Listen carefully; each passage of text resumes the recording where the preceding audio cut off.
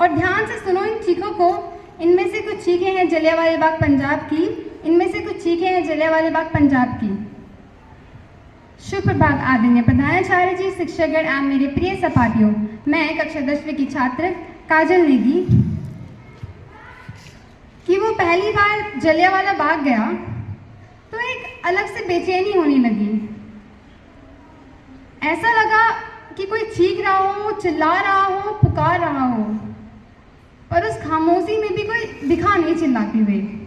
चलते चलते वो आगे बढ़ा तो एक दीवार के पास पहुंचा।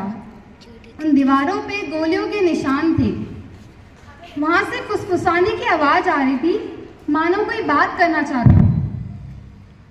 पहले निशान से एक औरत की आवाज आई जो हड़बड़ाते हुए आई और अपने बेटे के बारे में पूछ रही थी। उसने कहा, सुनो, क्या तुम मेरे बेटे के बारे में जानते हो? वो तो अब तक बहुत बड़ा हो गया होगा और तुम्हारे जैसा एक बड़ा बेटा भी होगा उसका। हाँ, मेरा पोता होगा।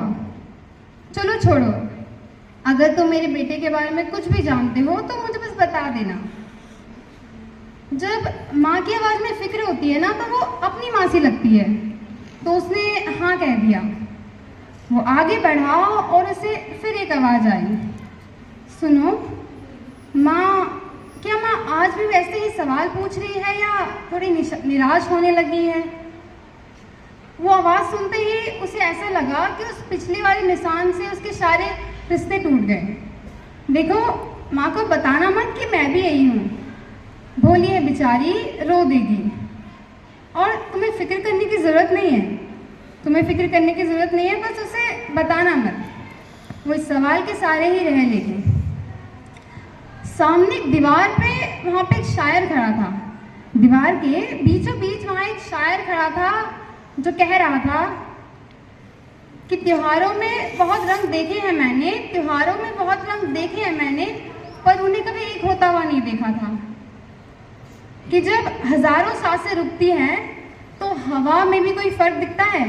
कि जब हजारों सांसें रुकती है तो हवा में भी कोई फर्क दिखता है?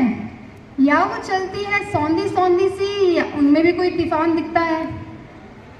किसान तो फसलें भी देख देख कर काटते हैं, किसान तो फसलें भी देख देख कर काटते हैं। वो तो गोलियां थी, अंधाधुंध क्यों चलाई उन्होंने?